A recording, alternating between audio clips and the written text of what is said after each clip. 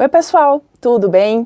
Eu sou a Prof. Samira e você está no Sobre Leituras e Livros. Seja muito bem-vindo a este canal e seja bem-vindo também a esta resenha que eu preparei para vocês hoje. Ela se chama A Monstruosidade das Intenções. Tenho certeza que vocês vão entender o título dessa resenha se vocês me acompanharem, claro, nessa passagem aqui sobre a autora, sobre essa obra e, óbvio, sobre a minha experiência de leitura desse texto. Já aviso vocês que esse é um dos textos favoritos da minha vida. Esse é um dos clássicos que eu li e que eu pretendo reler assim que possível. Já li ele em inglês, quero ler também em português e eu queria que vocês me seguissem nessa. Vamos lá? Essa autora, então, ela nasceu em Londres em 1797 e faleceu mais ou menos meio século depois, em 1851. Ela foi filha de um filósofo e de uma escritora precursora do feminismo britânico. O pai dela era William Godwin e a mãe dela era Mary Wollstonecraft.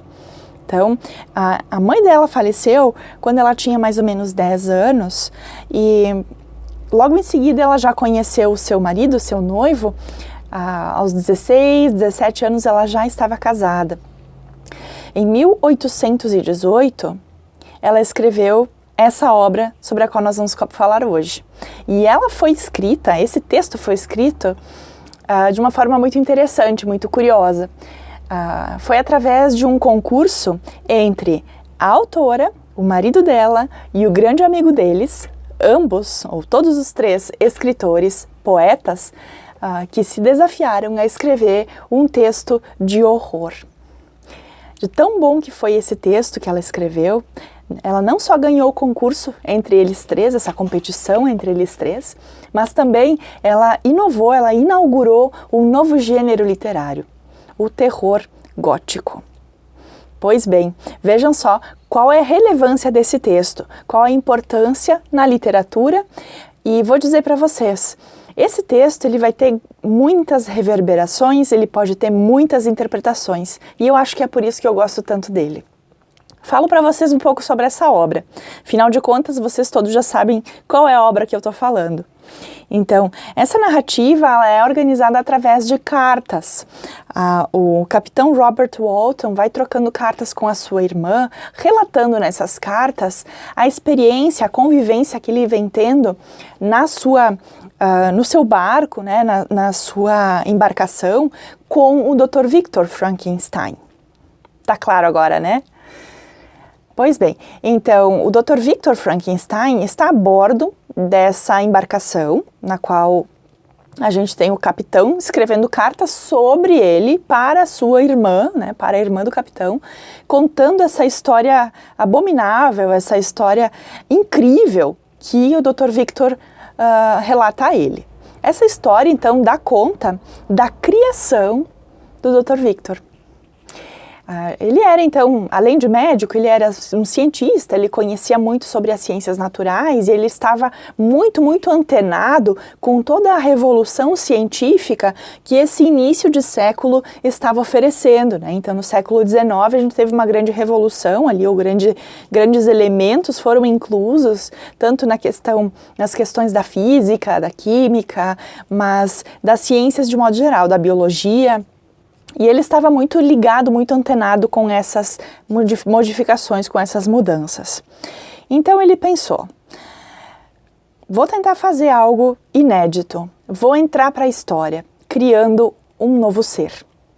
E assim ele criou a sua criatura, o seu monstro. Para deixar claro para vocês, às vezes as minisséries, o cinema mesmo nos confunde, nos prega uma peça.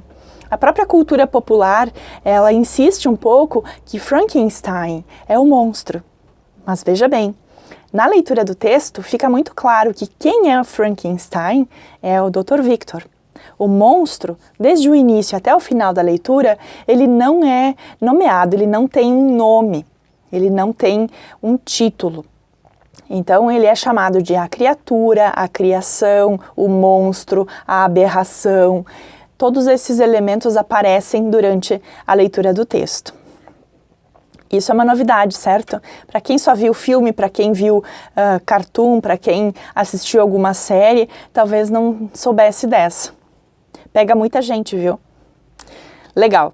Então, toda essa nossa narrativa, ela vai acontecer sempre nessa busca do monstro, dessa criatura, pelo seu criador. Uma vez que o Dr. Victor, cria o monstro e de tão assustado, de tão atordolhado que ele fica, de tão perplexo, ele simplesmente some, ele abandona a sua criatura à sua sorte. Então, o monstro, essa criatura, vai passar por obstáculos, por espaços diferentes, ele vai andar por vilarejos, ele vai conviver ou tentar conviver com pessoas, ele vai aprender muito, ele vai aprender a ler, ele vai ter contato com diferentes livros, por exemplo, com O Paraíso Perdido, do John Milton, ele vai ter acesso também aos escritos do Darwin, e esses elementos literários, esses elementos científicos é que vão colaborar, eles vão combinar, né, para que esse monstro possa se construir enquanto um ser, enquanto algo semelhante a um ser humano. Então é bem interessante essas questões, porque esse livro que eu vou mostrar para vocês agora, claro que é o nosso Frankenstein, da Mary Shelley.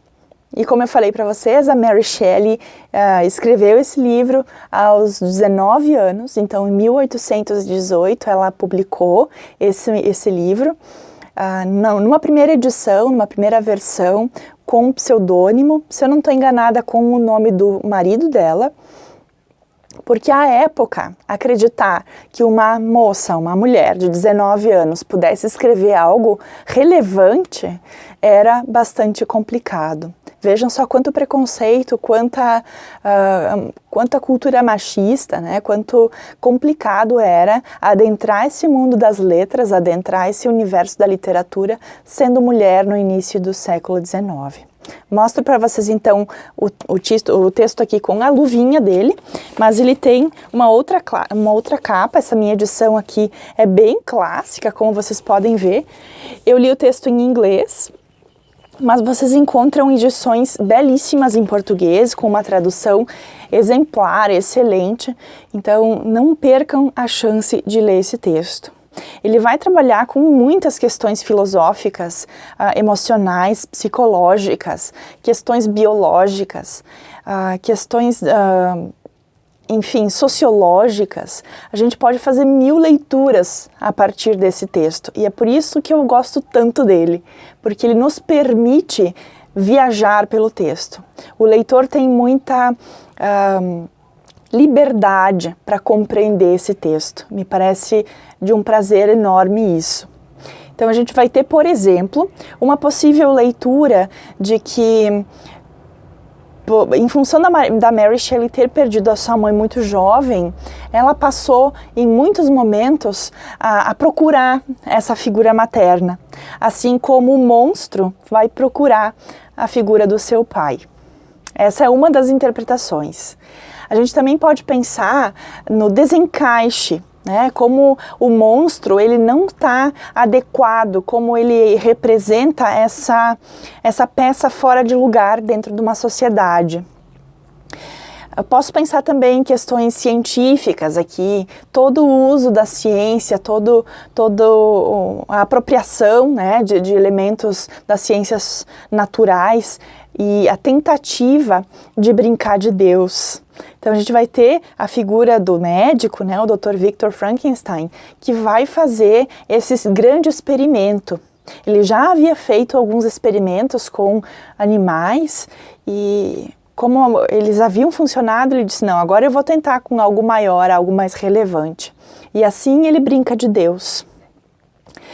Aqui eu falo de algumas das interpretações. Eu posso também pensar, por exemplo, nas questões de intertextualidade. Esse texto ele vai dialogar diretamente, por exemplo, com a Bíblia Sagrada. Ele vai dialogar, como eu disse para vocês, com o John Milton, no Paradise Lost, no Paraíso Perdido. Ele vai trazer também algumas questões da ciência, né, lá com o Darwin. E ele vai permitir esse nosso intercâmbio entre textos. São poucos os textos que alcançam esse nível, e é por isso que eu volto a recomendar para vocês. Se vocês tiverem a chance, por favor, leiam Frankenstein. É um livro belíssimo, é um livro fácil e, de alguma forma, ele vai modificar a sua percepção do mundo, a sua maneira de interagir com o mundo e com as pessoas.